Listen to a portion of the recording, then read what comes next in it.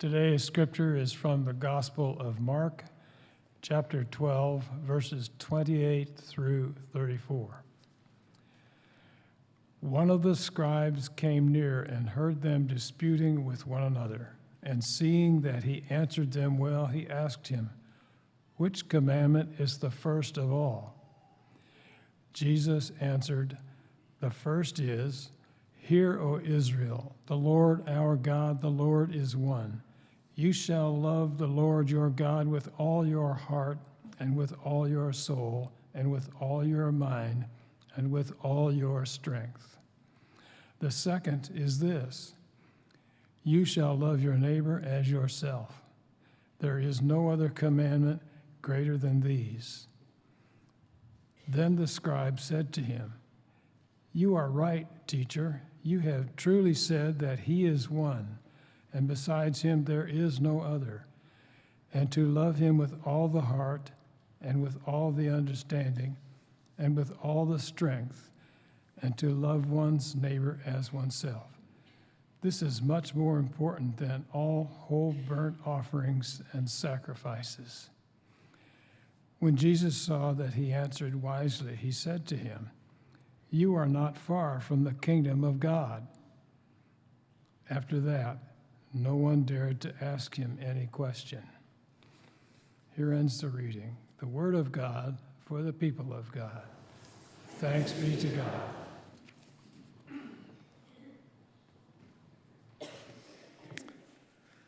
Thank you, Steve, and thank you, Jeff, as well, for your leadership in this important moment in the life of our church. And I want to say a special welcome to those of you that are joining online this morning. We want you to know that wherever you are today, that you are a part of the worshiping life of University Christian Church. We are one church in many locations, and today we are right there where you are as well. So this morning, as we begin a new year together, we are also kicking off a new sermon series, one that I'm calling First Things First.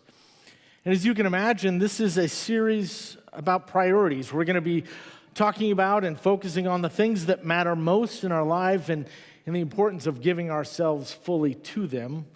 Some things that we'll talk about in the next several weeks will be more personal, more individual, and some of them will be more communal as we think about what it means to be church together, about what we will need to focus on in the year ahead. I do want to add some comments to what Jeff said a moment ago. This is an exciting time in the life of our church, and now that the renovation is complete, the finishing touches being placed on some of the technology in some of our worship spaces, and I hope that you feel that sense of excitement as well. I have to say that it turned out even better than I imagined. Every time I walk into those newly renovated spaces, I have this huge smile on my face, and I am overwhelmed and filled with awe. But now with that work behind us, it's time for us to turn our attention to what's next and the importance of keeping first things first as we take our message of welcome out into this world beyond our walls. Stephen Covey is an author, an educator, a businessman. He wrote a boatload of books starting back in the 1980s until his death in 2012. And the most popular of all of his books, the best-selling book, was 7 Habits of Highly Successful People. How many of you either read or have heard of that book? Yes, many, if not most of you. It is considered widely to be one of the most important, one of the most influential business books of the 20th century. And his second best-selling book was entitled First Things First, where this sermon series came from. It's billed as an approach to time management, intended to help the reader be more effective. But I think that it's even more than that. In fact, chapter 1 of that book is entitled, How Many People on Their Deathbed Wish That They Had Spent More Time at the Office? Covey famously tells the story of a motivational speaker who was seeking to create some sort of a teachable moment, and he pulled out this large, clear, empty glass container, And then he started filling it with large rocks, a little bit bigger than his fist, until there was no room for any more of the large rocks. And then he turned to the people that were gathered and he says, so how many of you think that this is full? Everybody raised their hand and he said, but wait. And he then pulled out a jar of smaller rocks that he then poured into the glass container, and they filled in around those big rocks. And then he said, now how many of you think it's full? And about half were catching on at this point, and so only the other half raised their hand and said, yes, that's full. He then pulled out a bag of sand and poured the sand into the jar, and the sand filled in around the smaller rocks and the big rocks. How many of you now think it's full, he said. And this time, they were wise. It's got to be full. And then he pulled out a pitcher of water and filled it, and the water filled in around the sand and around the smaller rocks and around the bigger rocks. He then asked his audience, so what is the teachable moment? What's the message here? And somebody in the back shouted out, you can always put more stuff in your life. Not exactly the idea that he was going for. He said simply, the lesson to be learned in this moment is in order to fill it all in. In order to fill it all in, you have to put the big rocks in first. So this morning, as we begin this new year, as we begin this new sermon series, I want to simply ask, what are the big rocks in your life? What are those 3 or 4 things that matter the most, upon which everything else filters in and around and fills up your life? As we start the new year, many of us create resolutions, we set intentions. What are the things that you really want to focus on? That you want to give to your care, your attention, your time, your energy? Maybe it's your health. You want to get in shape. You want to lose a few pounds. Maybe it's a lifestyle thing. You want to find more balance. You want to place more emphasis on your family. You want to create a better, stronger relationship with your spouse, to be the best spouse that you can be. Or maybe it's your other relationships with your kids, with your parents, with your friends. Maybe this is the year that school becomes your highest priority. You really want to buckle down and get better grades. Whatever that is, maybe you want to read more, spend less time in front of a screen and more time in front of a book. Everything that I mentioned in that moment, all of those things are important. All of those things are valuable. But I'm curious. How many of us, when setting our intentions, our resolutions, our priorities for the year ahead, how many of us listed our faith? That deepening our faith, our connection, our relationship with God, practicing living out our faith, that's going to be the thing that I focus on more than anything else. That's going to be the biggest rock in my jar. How many of us thought of that and listed that among our top priorities? In the text that we just heard, when Jesus is asked, what's the most important thing? What's the most important thing? The commandment is, first of all, Jesus was clear. He didn't hesitate. He spouted off, you shall love the Lord your God with all of your heart, with all of your soul, with all of your mind, with all of your strength. It's the single most important thing in your life, as Jesus was saying. The biggest rock of all is to love God with everything that you've got. Now, I want to start by saying that I realize that I'm dating myself with this next illustration, but stick with me, because it's a great movie. But how many of you ever saw City Slickers back in the 80s or the 90s or the 1940s? I don't remember when it was exactly, but it was a long time ago. But that being said, it was a really good movie, and if you haven't seen it, find a VHS tape. Some of you remember City Slickers. It's the story of this unhappy city slicker by the name of Mitch, played by Billy Crystal. And he's gone in search of what's missing in his life. He's deeply unhappy. The problem is that he's not exactly sure why. So he spends a couple of weeks out on a cattle ranch, a dude ranch, trying to find some perspective in his life. And one day he encounters Curly. Curly is a real-life cowboy played by Jack Palance. And Curly knows what is most important in his life, and he knows how to get it. And one day they're out driving cattle, and Curly says, pulling up on the reins a little bit to stop their horses, "Do you know what the secret of life is?" he says. And then he held up one finger, and he says, "This." And Mitch says, "Your finger?" He says, "One thing. Just one thing. You stick to that, and the rest don't mean anything." And Mitch becomes curious, and he says, "But what's that one thing?" And Curly smiles, and he says, "That's what you have to find out." So what's your one thing? What's the biggest rock in your life?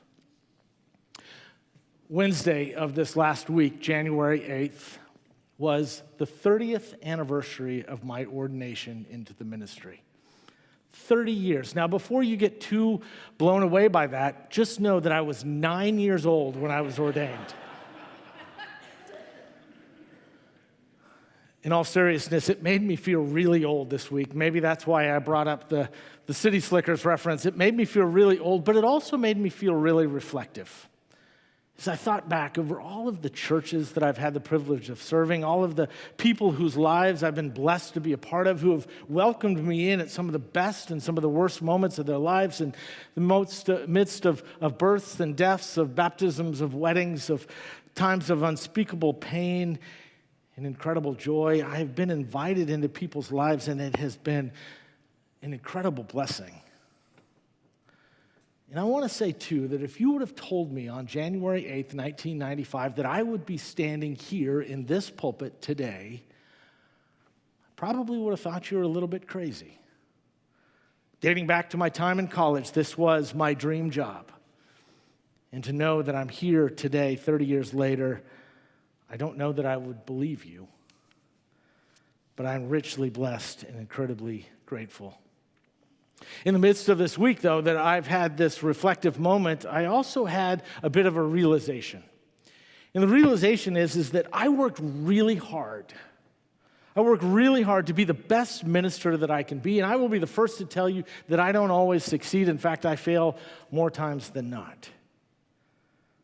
But maybe the problem is that I'm chasing the wrong rabbit. I'm reaching after the wrong gold ring, that maybe rather than be the best minister that I can be, that I should focus on trying to be the best Christian that I can be. And I know you know that that's not always one and the same. I've known some very successful, big-name preachers who were not great preachers. In fact, they were miserable human beings to be around. And what bothers me the most in saying that is that there have been times in my life, times in my ministry, when I would fall into that category. But it works the other way too, doesn't it? It works the other way. This last week, our nation remembered and celebrated the life of President Jimmy Carter, who history will remember him as the 39th President of the United States. His legacy stretches far beyond his time in the Oval Office. In fact, many would say, historians will look back and say that he was not a great president, at least according to the standards, to the metrics that we would use today. But anyone who ever knew him, anybody who ever worked with him, who watched his life, would say that he was an incredible human being and a faithful and devout Christian. After leaving the presidency, he dedicated himself to serving others, modeling what it means to be faithful both in word and in deed. And he built homes with Habitat for Humanity well into his 90s. He monitored elections in struggling democracies. He fought tirelessly to eradicate disease and poverty worldwide. And in every season of his life, he carried the conviction that service is not something that we retire from, but it's something that we live into. As a result, he was not just a statesman, but he was a peacemaker.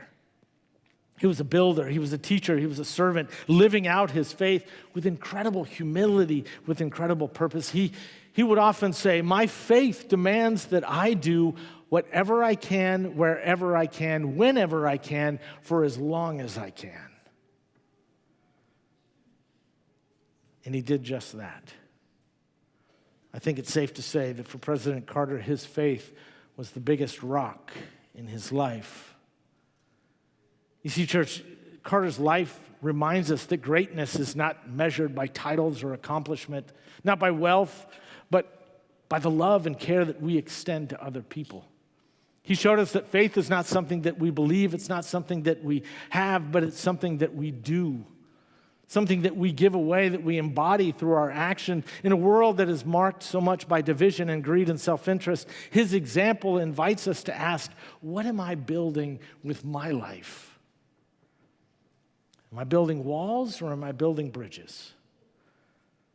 Am I adding to the noise of fear or am I planting seeds of hope? What are you building with your life? Upon which foundation are you stacking all the other stones? I have a friend by the name of Danny who's a minister in Indiana. And before going into the ministry, he used to work in management for Chick-fil-A. Now, say what you will about their politics, they make a darn good chicken sandwich, am I right? Danny told me the story one time that involved Truett Cathy, the founder and CEO. And in the midst of a board meeting, they were talking about how to grow the company. And they were talking about marketing and strategy and all sorts of different ideas until finally he pounded his fist on the table and he says, no, let's focus on making it better. And if we make it better, our customers will demand that we get bigger. In other words, if you want to be more successful, focus on being better. You want to be a better parent. You want to be a better friend, a better spouse, a better employee, a better student. Be a better person. As people of faith, we would say, be a better Christian. Now, we talk all the time, especially amongst the clergy staff and the church leadership, we talk all the time about how do we grow the church? How do we get people in the door? How do we keep them coming back? But maybe we should focus on being better rather than being bigger. That if we make it better, if we treat one another with kindness, with love, with generosity of spirit, if we focus on loving God and loving our neighbor, folks will come and they will keep coming back. If we focus on being better, naturally we will become bigger. Now, I know that sounds simplistic, but I don't know about you, but I could use a little more simplicity in my life these days. A simplicity that is poised with peace and with love, where there is a connectedness between the inner person and the outward person, where all of my priorities are seen in a way that I choose to spend my time and my energy and my money. The Danish philosopher Søren Kierkegaard once said, to be a saint is to will the one thing. To be a saint is to will the one thing. Another way to translate that is the saint is the one who can will the one thing. He's talking about the kind of person who knows exactly what their life is about, what their main priority must be, what the biggest rock, that one thing that Curly talked about. The saint is the one who can will the one thing. So what if, in the days ahead, that you said, that I said, that we said, that nurturing our relationship with God, growing in our faith, putting our faith into action, that was going to be our top priority, that was going to be the rock that we place first, the stone upon which we build everything else? What if we said that coming to church on Sunday morning was going to be our number one priority, regardless of what's happening the rest of the weekend? We're going to be in church on Sunday mornings. That finally, we're going to join that Sunday school class, that small group. We're going to come to the UCC and U seminar and find out what it means to become a part of the family of faith that is University Christian Church. This is the year that I'm going to give 10% of my income. This is the year that this is going to be my top priority. My faith is going to be my biggest rock. You see, Jesus was pretty clear. The first commandment, the most important thing, the one thing the biggest rock is to love the Lord your God with all of your heart, with all of your strength, with all of your soul, with all of your mind, with all that you have, and with all that you are. May it be so.